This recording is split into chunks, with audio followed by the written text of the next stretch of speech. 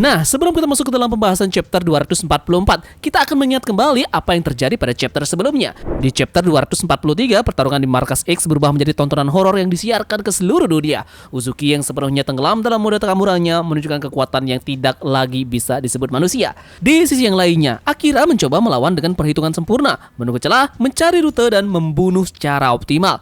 Namun, satu kesalahan kecil saja hampir merenggut nyawanya ketika pedang dari Uzuki ini menyentuh wajah Akira. Dan di saat yang sama, Kanaguri ini mengubah pertarungan ini menjadi sebuah film berdarah. Kamera tetap merekam, penonton tetap menonton, dan kekerasan pun berubah menjadi hiburan. Puncaknya saat Uzuki hampir membunuh Kanaguri, Akira terpaksa menghentikan tebasan itu yang justru mengakibatkan sebuah kue pernikahan raksasa terbelah menjadi dua bagian. Dan mari kita bahas apa yang terjadi pada chapter 244 kali ini.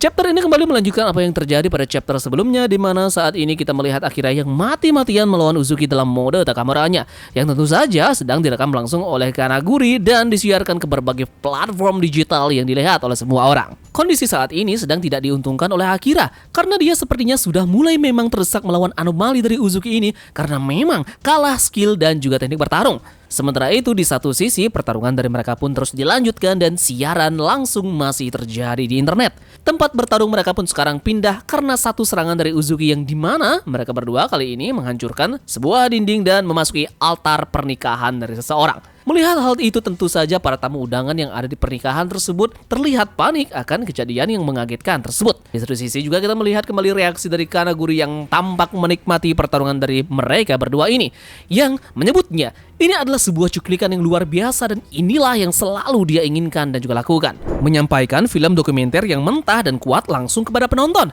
Tidak ada yang tahu bagaimana akhirnya. Ini adalah pengalaman sinematik terbaik. Panggung dan para aktor pun sudah siap, dan yang tersisa hanyalah merekamnya dengan sekuat tenaga. Tunjukkan padaku Akira Akau cara hidupmu yang sebenarnya.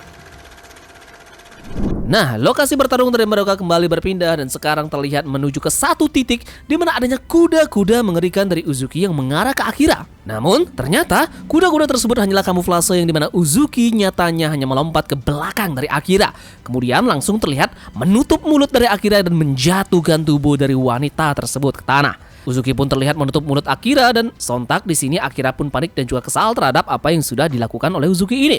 Muncullah ide brilian dari Akira dengan cara menggigit telunjuk dari Uzuki ini dengan sangat amat keras, sehingga bahkan telunjuk tersebut pun copot dari tangannya. Namun seperti yang kita tahu, bahkan Uzuki di sini tidak mempunyai ekspresi kesakitan sama sekali. Dengan adanya ide tersebut, akhirnya tubuh dari Akira pun bisa terselamatkan dan menjauh kembali dari dekapan mengerikan Uzuki.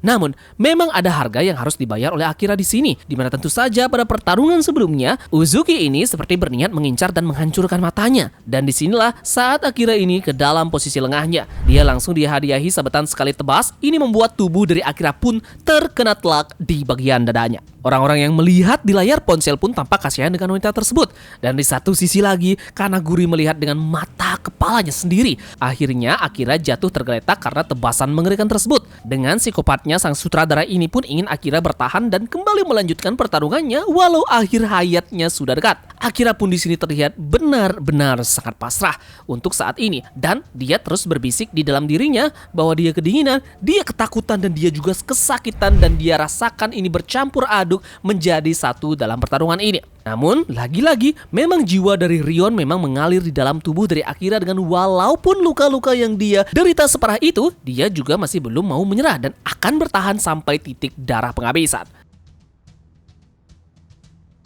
Akira pun mencoba mengambil pisau kecil kembali, namun tangannya pun langsung dipendalkan oleh Uzuki yang sekarang mendekatinya. Disinilah Akira bilang bahwa bahkan jika dia sudah mempunyai bakat membunuh, Akira tidak berdaya di hadapan kehadiran dari Uzuki yang begitu dahsyat di depannya saat ini. Di satu sisi, sutradara ini terus saja menyorot mengatakan bahwa bagi wanita muda yang saudara perempuannya yang tercinta telah direnggut, akankah itu balas dendam atau keselamatan? Ia mengayunkan pedangnya membawa pertanyaan yang tak terjawab. Namun, pukulan itu gagal mencapai nyawanya. Betapa indahnya ini dan kisah tragis ini pun berakhir dengan kematian indah dari Akira Akau. Ayo Akira, ini adegan terakhirmu dan apa yang akan kau tinggalkan? Yup, dan di saat-saat terakhir inilah Akira memegang kaki dari Uzuki berupaya untuk menghentikannya. Namun disinilah aura mengerikan diperlihatkan oleh pria yang tak kenal ampun ini dan sekarang akan berusaha dengan sekali tebasan saja akan menghancurkan harapan dan juga merenggut nyawa dari Akira. Yup, dan disinilah secara mengejutkan kita akhirnya melihat bagaimana adanya seseorang yang berhasil untuk menyelamatkan wanita kecil tersebut. Dan sosok tersebut adalah Sakamoto yang menjambak rambut dari Uzuki dari belakang. Disinilah Sakamoto bilang ke Akira bahwa maaf karena selama ini dia sudah terlambat dan membiarkan orang-orang yang dia sayangi terluka dan sampai seperti itu. Yep, dan kita pun sampai pada epic moment panel di chapter ini di mana seperti biasa dengan senjata andalannya berupa pulpen, Sakamoto pun langsung menghantamkan benda tersebut ke arah depan dada dari Uzuki yang menyebabkan pria psikopat itu langsung muntah saus merah. Akira kaget, Kanaguri kaget, dan bahkan kita para pembaca juga kaget kenapa bisa Taro Sakamoto sampai di tempat tersebut dan langsung untuk bisa menyelamatkan Akira dari kematian. Kanaguri kembali berapi-api karena film yang dia rekam saat ini benar-benar sangat sempurna, di mana adanya pemain baru yang muncul dan bahkan ini pun membuat trending film ini menjadi semakin liar. Chapter ini pun berakhir dengan Sakamoto yang menulis sebuah goresan di kamera Kanaguri yang bertuliskan 290 yen.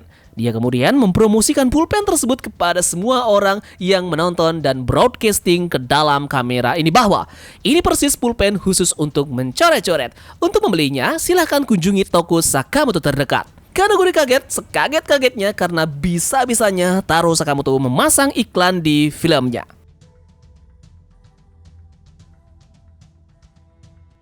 Yup, Tambakan akan sedikit prediksikan mengenai chapter depannya ya. Chapter depan mungkin saja akan diawali dengan penegasan kondisi dari Akira. Meskipun berhasil diselamatkan, Akira kini berada dalam kondisi tidak layak tempur. Luka di bagian dada dan tekanan mental dari pertarungan yang disiarkan secara langsung ini membuat perannya di chapter ini akan lebih condong ke korban konflik, bukan pelaku utamanya. Jadi secara naratif ini menandakan bahwa arc balas dendam Akira ini belum selesai, tetapi ditunda dan fokus cerita akan dialihkan sepenuhnya ke karakter lain. Nah, sekarang dengan masuknya Taro Sakamoto di sana, konflik utama secara otomatis akan berubah. Pertarungan yang sebelumnya bersifat sepihak kini akan menjadi konfrontasi setara. Uzuki dalam mode Takamuranya tidak menunjukkan tanda-tanda menerima kerusakan fatal dari serangan awal Sakamoto. Oleh karena itu, serangan pulpen ini lebih tepat dibaca sebagai upaya untuk menghentikan momentum Uzuki dan juga pembuka pertarungan nanti bukan hasil penentunya. Jadi chapter depan mungkin saja akan digunakan untuk mengukur kekuatan awal antara Sakamoto dan juga Uzuki tanpa hasil akhir yang jelas nanti. Untuk peran dari Kanaguri sendiri, justru pada chapter depan perannya berpotensi meningkat sebagai provokator, pengganggu jalannya pertarungan, dan pihak yang akan memanipulasi situasi demi kualitas filmnya. Yap, jadi sekian saja pembahasan Tambakan terkait dengan chapter ini. Kita akan bertemu lagi pada chapter depan ya, di Sakamoto Days chapter 245.